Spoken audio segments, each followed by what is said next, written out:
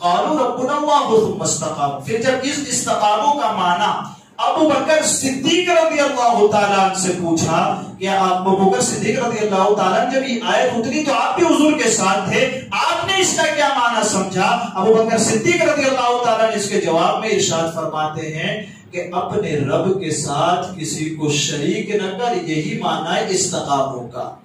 سبحان اللہ, کسی کو شریک نہ کر اپنے رب کے ساتھ, بس اسی کو مان اور اکیلا مان. یہی آیت کا ترجمہ عمر بن خطاب کو پھر پوچھا گیا.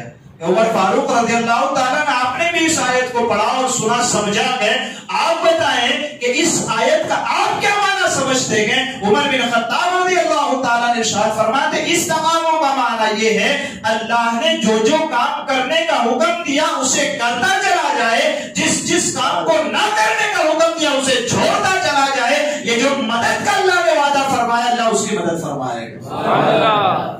اسی کا معنی حضرت عثمان غنی ذوالنورین سے بھی پوچھا گیا.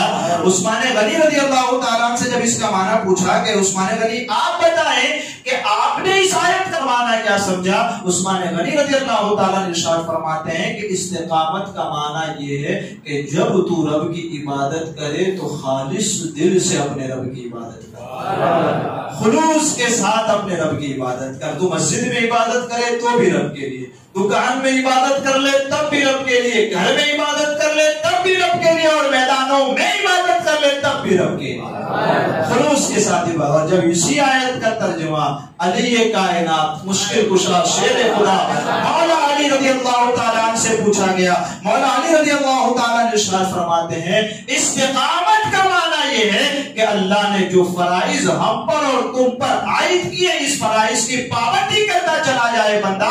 اللہ تبارک و تعالیٰ نے جو وعدہ فرمایا ہے کہ ہم اس کی مدد کریں گے دنیا اور آخرت میں, اللہ اس کی مدد فرمائے.